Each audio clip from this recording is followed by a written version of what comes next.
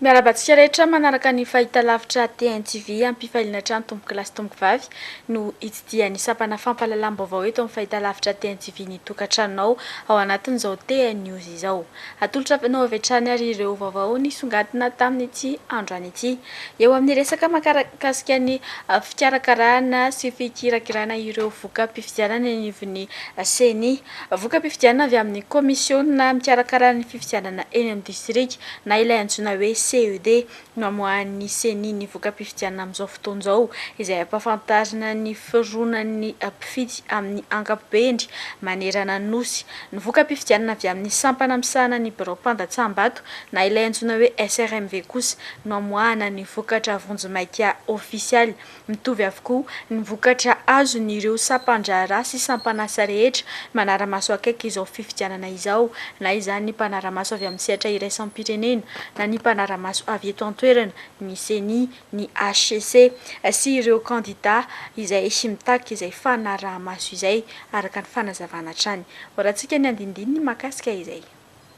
Ny fitanana an-tsoratra kirakiraitsika amin'izao fotoana iresantsika izao ka iengana amoahana nyity fironana na tendance ny fifidianana ity dia ny fitanana an-tsoratra an'ny rantsa mangaika ny CENI antsoina hoe CED, commission électorale du district.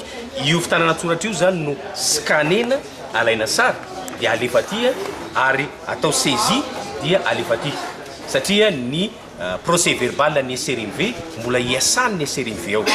Dikan'izay ny an'ny CED io zany no amoahantsika nyity iengana fototry nyity vokatra fironana ity. Fa ny amoahantsika ny vokatra vonjimaika amin'izay zany hoe le résultat provisoire ary zay nge ny tokony ho asan'ny CENI zay ny official. Fa ny mba finiavanay zavatra vaovao koa zany hoe mba tsy hiandry an'izay ny olona fa mba hahita hoe ay ohatrohatran'izao zany mety vokatry ny fifidianana.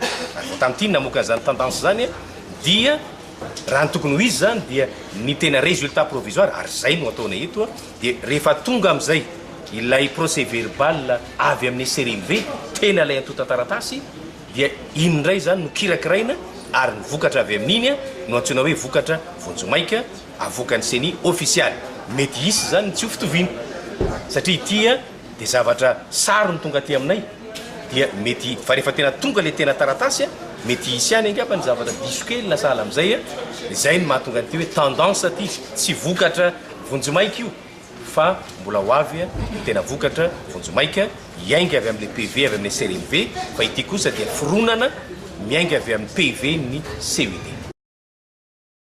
Fanolavy ny filoha-hevitry ny CENI marindrano ny filazana fa misy kandida manome vola azy ireo ekitiana ny voka-pifidianana izay mivoaka tsikelikely amin'izao fotoana izao avoaka ny tambanjotran-tserasera ny CENI misokatra ho an'ny kandida rehetra ny fanaraha-maso ny famoahany vao mira malotena misahana ny fifidianana ny voka-pifidianana vonjimaika raha ny fanazavany hatrany. Horantsika ny makasika izay.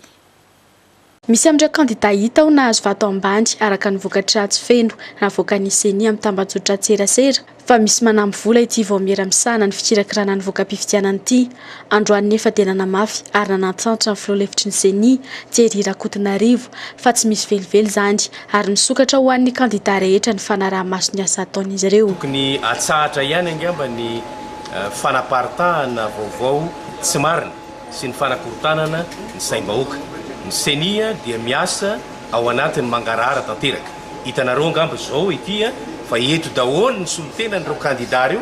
Ianareo zao mahita anke ireo solotenana kandida reo dia afaka miditra ao anatin'io trano fikirakirana ny informatika io, afaka mijery ary zay zavatra mety ho ilainy zareo ho amin'ny anaran'ny mangarahara raha mbola azo atao tsy mifanohitra amin'ny lalàna dia ataonay avokoa. Tsy mbola nisy toy izao, tsy mbola nisy toy izao na ny tany amin'ny ministeran'ny atany na ny teo aloha hoe eto ny solotenan'ny kandida miaraka mikirakira ny voka-pifidianana. Ka raha misy ny filazana zavatra tsy marina dia mba miangavy ny CENI ny amin'izay fanosoram-potaka izay sao dia manjary anakorotana ny saim-bahoaka ary ny firenena efa ataontsika hoe ao anatin'ny fiandrasana fatratra ny voka-pifidianana no lasa hikorotana ka manjary anahirana ny vahoaka malagasy. Manentana ny olom-pirenena rehetra indrindra ireo mpanao politika mba hikatsaka ny fitoniana ny CENI fa tsy anelitsao ambolo-korotana tsy azon'ny malagasy tombony na hiteraka krizy aorian'ny fifidianana. Manoloana ireo lesoka samihafa izay ambara fa misy ao anatin'ny famoahana ny voka-pifidianana amin'izao fotoana izao, nanambara ny filoham-panjakana Rivo Rakotovao fa mananjo aneho ny heviny avokoa ny rehetra ao anatin'ny fanarahan-dalàna no tokony anaovana izany. Nasiany resaka ihany koa moa ny mahakasika ny kandida izay mamoaka voka-pifidianana araka ny vokatra izay voarainy. Fanazavana. Nandritra ny fanatanterahana ny fifidianana izay natao teto amintsika ny fahafiton'ny volana Novambra lasa teo, maro tamin'ireo olom-pirenena no mitaraina amin'ireo lesoka maro sy tsy fahatomombanana manodidina ny fanatanterahana izany. Manoloana ireo olana ireo dia nanambara ny filoham-panjakana Rivo Rakotovao fa mananjo anio ny heviny avokoa ny rehetra fa ao anatin'ny fanarahan-dalàna tanteraka no anaovana izany. Samy manana ny zony ary anatin'ny fepetra ahafahana efa fantatra zany raha ohatra misy olona mieritreritra fa na ny toko mieritreritra fa manana fanankianana izy dia zoany zany fa anatin'ny fanarahan-dalàna zay fotsiny ilay izy fa tsisy manahirana fanjakana zany satria izay indrindra no efa hoe misy ny recours efa anatin'ny fepetrana iraisantsika zany tsisy manadiso na manameloko an'izany fa dia ny fitsarana mahefa no anamarina na anadiso izay mieritreritra fa voasoso ny zonona misy zavatra tsy ekeny tao anatin'ilay izy.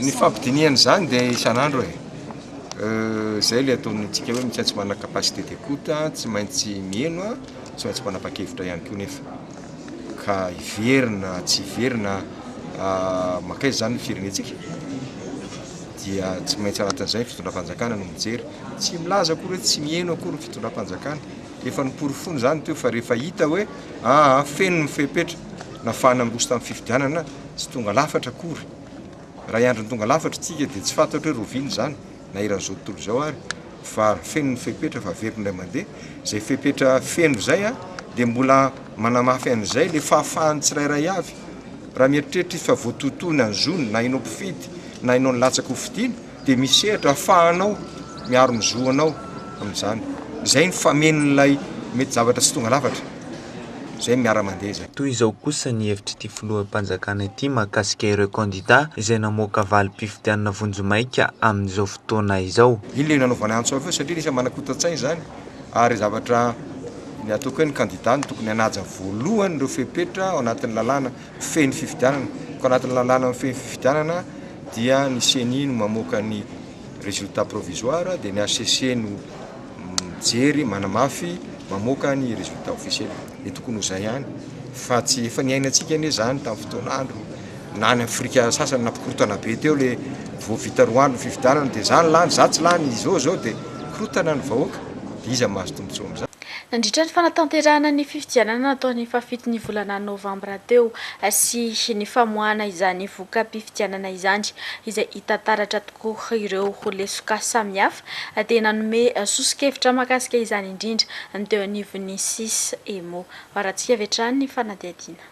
Samy nahitana tsy fahatomombanana ny teo amin'ny lisam-pifidianana na ny kara-pifidianana sy ny bureau fandatsaham-bato nandritra ny fotoam-pifidianana raha nanambarana eo anivon'ny CIS EMO androany. Manoloana ireo lesoka ireo dia nanolotra sosokevitra vitsivitsy entina manarina izany izy ireo. Izao no natao mba hahafahan'ny malagasy tsirairay avy misitraka ny zony mandritra ny fanatanterahana ny fifidianana manaraka eo. Isan'ny sosokevitra naroso amin'izany ny famenoana sy ny fanatsarana ny lalàna mifehy ny fifidianana eto amintsika sy ny fanamafisana ny kalitaon'ny asan'ny mpikambana ao anatin'ny birao-pifidianana. Eo ihany koa ny fanavaozana sy fanatsarana ny lisam-pifidianana. Nilaza ihany koa izy ireo ny mba hisian'ny mangarahara hatrany eo anivon'ny CENI amin'ny fanatanterahana ny asany. Voudrait avancer sur la voie du développement démocratique, ce sont de petits problèmes à éliminer. Il s'agit surtout de la question des listes d'électeurs, parce que dans une dizaine de bureaux de vote, nous avons rencontré des électeurs qui constataient que leur nom était absent sur les listes, bien qu'ils aient déjà voté au même bureau de vote il y a 5 ans, ou bien que le nom de membres de leur famille est présent sur les listes. Ensuite, dans plusieurs bureaux de vote, le chef de commission n'était pas capable d'indiquer le nombre exact de bulletins de vote qui ont reçu il comptait devant les yeux ou bien il déclarait que le nombre est certainement suffisant et que les bulletins seront distribués durant le jour. Une autre question technique, c'était l'ouverture des bureaux de vote. En effet, le bureau de vote où nous avons commencé notre travail hier n'était ouvert qu'à 6h30. Mais cela, c'est une question technique que je n'ai pas de doute peut être améliorée dans l'avenir proche.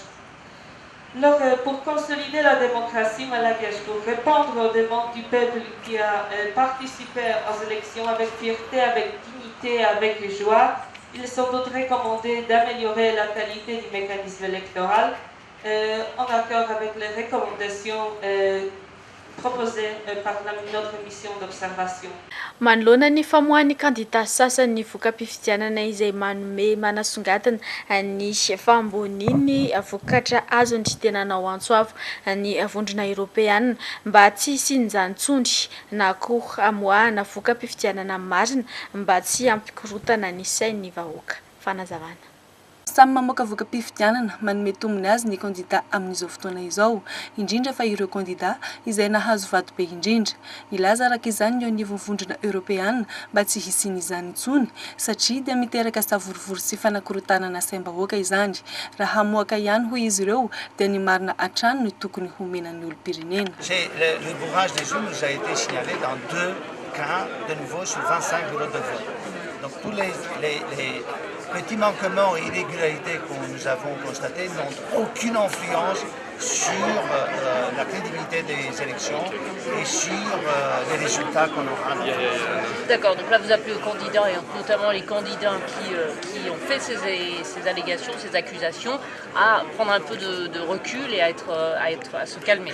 Et on les invite à mettre des pourcentages corrects. Parce que si dans un match de football, vous avez 2 fautes et à la fin, le commentateur dit que le match était violent, les spectateurs vont croire qu'ils ont vu un match ailleurs. Donc il faut regarder la réalité en face et donner le pourcentage. Nous sommes les premiers à être intéressés à recueillir tous ces témoignages. Mais véritablement, ce que nous avons vu montre des élections correctes et crédibles. Donc vous les appelez à la modération là.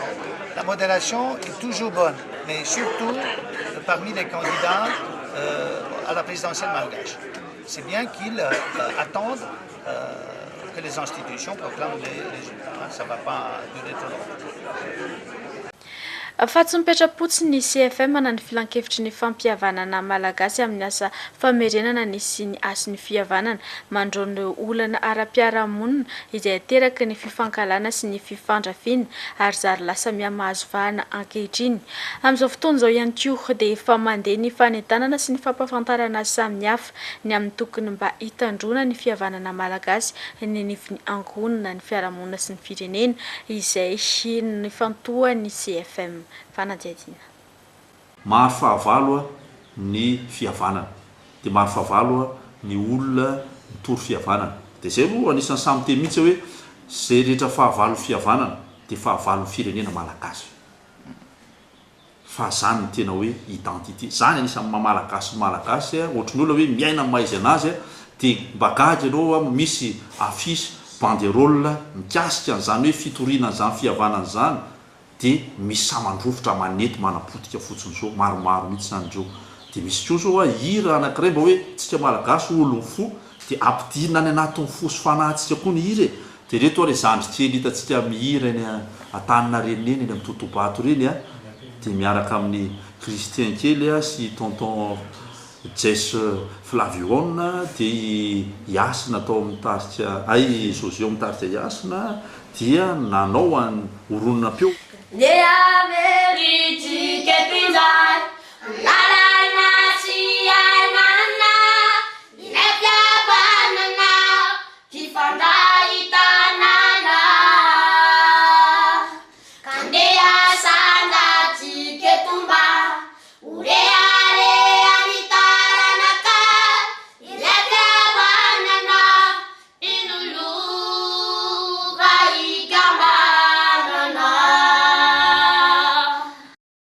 Fa olona iray amin'ny efatra maneran-tany no tratry ny aretina fivainganan-dra nanambarany tompona andraikitry ny fahasalamana. Arak'izany dia nanao fitiavan-doha ara-tsiantifika ireo mpitsabo ireo androany tetsy amin'ny hôpitaly HGRA ka tanjona tamin'izany ny hamantarana ny tahan'io aretin'io ho an'ny eto Madagasikara. Izany moa dia tafiditra indrindra amin'ny andro iraisam-pirenena mahakasika ny ady amin'ny aretin'ny fivainganan-dra. Fanazavana. Maro ireo voka-dratsy ateraky ny fivainganan-dra raha ny nambaran'ny mpitsabo, ao anatin'izany mety fahasomban'ny taova voakasika izany toa ny fo ary mety hitarika fahafatesana mihitsy aza. Olona ray amin'ireo olona efatra maneran-tany moa no matin'ity aretina ity raha ny fanazavana. Aretina mora sorohana kosa nefa izy io ary azo atao tsara no mampihana ny tany. Manoloana izany dia nanao fikaonan-doha ara-tsiantifika tetsy amin'ny hôpitaly HGRA androany ireo mpitsabo. Tanjona tamin'izany ny fijerena sy ny ahafantarana bebe kokoa ny manodidina ity aretina ity. Dia fikaonan-doha ara-tsiantifika ny tena tanjon'ny fikaonan-doha ara-tsiantifika izany dia voalohany hijery hoe manahoana ny tena fitrangan'io aretina eto amintsika, firy ny isany, firy ny tahany fitrangany amin'ny toerana rehetra ary ny azo lazaina moa izany dia ny toerana fitsaboana rehetra dia mety misy azy daholo, ny setry ny fahasalamana rehetra mety mahakasika azy daholo, any fitsaboana medicine izany, fitsaboana fandidiana, any amin'ny fiterahana, any amin'ny fitsaboana ny mamiadana, amin'ny zazakely, any amin'ireo fitarafana zany dia mety mahita azy koa, izany hoe ny tsy am-pahasalamana rehetra zany voakasika ity aretin'ity daholo. Dia ny tanjona zany ny tia anao fikaonan-doha ara-tsiantifika aloha ahafantarana bebe kokoa mikasika aminy manahoana ny fijerin'ny mpitsabo tsirairay avy azy any amin'ny toeran'ny fitsaboana izay misy azy any dia ahoana ny zavatra azo atao zany. Izao hetsika izao moa dia tafiditra indrindra amin'ny fankalazana ny andro iraisam-pirenena mahakasika ny aretina thrombose na fivainganan-dra.